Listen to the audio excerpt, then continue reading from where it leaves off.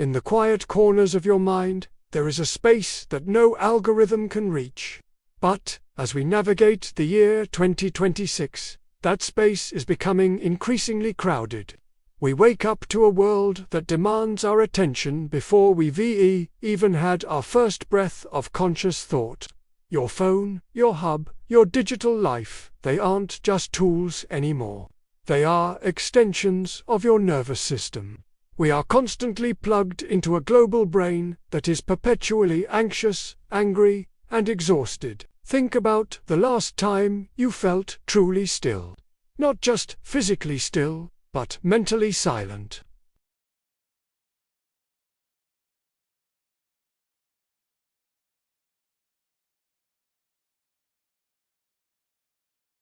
We feel a phantom itch in our pockets, a desperate need to check the latest notification to see if the world still knows we exist.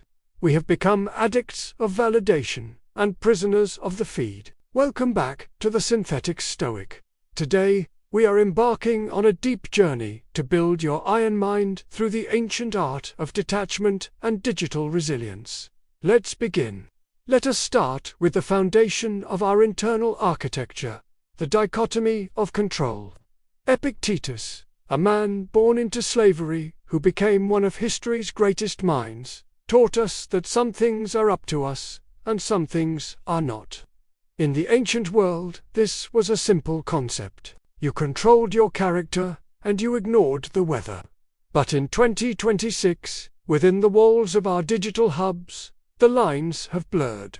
Every day, you wake up and plug into a machine designed to make you feel like you need to control everything. You see a stock market dip and your heart rate spikes. You see a viral trend you don't agree with, and your blood boils.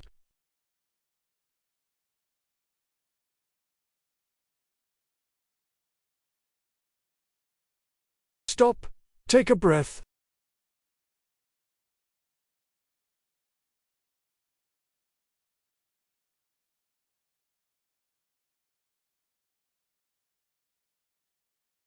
In any OS, there are root privileges and guest privileges. Most of us have given the world root access to our emotions. We let a stranger's comment or a platform's update rewrite our internal code. The first rule of the iron mind is to revoke that access. You must categorize every event into 2 folders. Folder A. Internal your thoughts, your discipline, your integrity. Folder B. Externally algorithms, the economy, the opinions of millions. If it is in folder B, it is indifferent.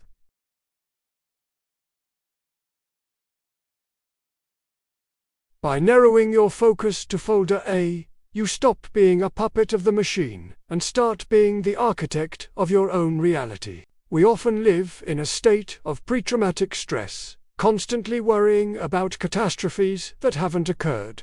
This is where premeditatio malorum, or negative visualization, becomes our greatest defense. Most modern advice tells you to visualize success, but the Stoics knew this was a recipe for fragility. If you only imagine winning, you will be paralyzed by the first sign of a loss. Instead, we visualize the digital shipwreck. We imagine our channel being deleted. We imagine our project being shadow banned. We imagine our virtual reputation being attacked. We do this not to be pessimistic, but to be prepared. When you have already walked through the worst-case scenario in your mind, the reality loses its power to hurt you. You realize that even if everything in your digital life were to vanish tomorrow, your capacity for reason, for courage, for justice, remains intact.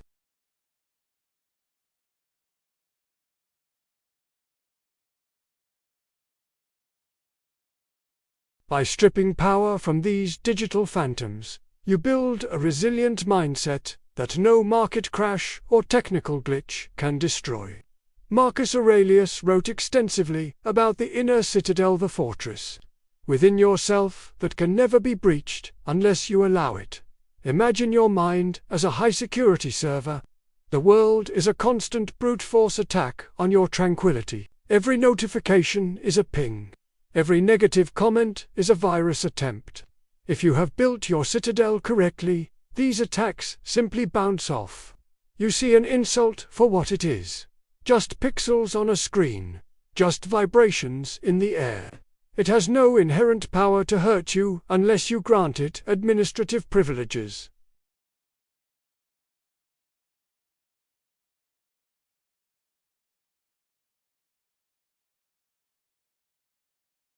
It means you can engage with criticism without being crushed by it, and receive praise without being inflated by it. You are the root user of your own consciousness. No one else has power over your internal hub unless you hand it over. The moment you feel yourself reacting to an external event, you retreat into the citadel. Observe the feeling, understand its origin, and then let it go. Stay within your fortress. Stay focused on your purpose. In 2026, focus is the new IQ. We are being hunted by systems designed to fragment our attention into a billion pieces. To combat this, we must practice the Stoic virtue of temperance. This isn't just about food or drink anymore. It's about digital temperance. A master of their mind knows when to disconnect. They understand that strategic silence is more valuable than constant noise. They treat their attention as their most precious resource, refusing to spend it on low-value data or online outrage. When you sit down to create, to work, to think, you enter a flow state where ancient principles and modern technology can merge. If you allow yourself to be distracted by a notification, by an endless scroll, you break that synthesis. Build your citadel by setting hard boundaries with your devices. Schedule time for deep work, and during that time, put your phone in another room. Turn off non-essential notifications permanently. You do not perform for the crowd. You perform for your own high standards. This is the only social score that matters. Finally, we arrive at the highest level of this masterclass, amor fati, the love of fate.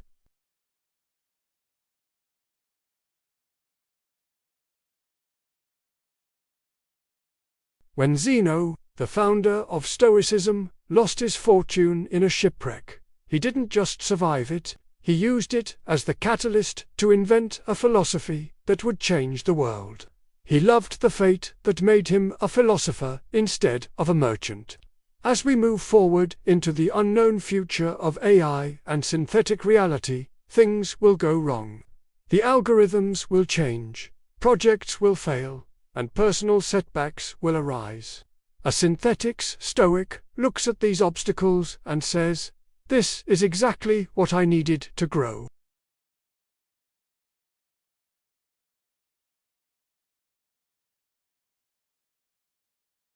You aren't just enduring the simulation. You are the one who is learning how to master it.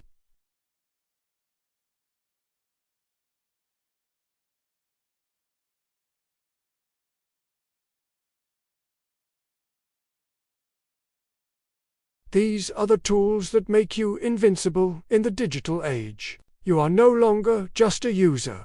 You are a synthesizer of ancient wisdom and modern technology. As this video ends, do not immediately return to the noise. When it's over, turn off your screen. Sit in the silence for just 60 seconds. Feel the weight of your own existence without the digital noise. Remember that you are the captain of this ship, the architect of this mind. Thank you for spending this time with us at the Synthetix Stoic. Our journey to master the digital frontier has only just begun. Subscribe to stay connected to our hub and continue your training. Stay focused, stay synthesized, stay stoic.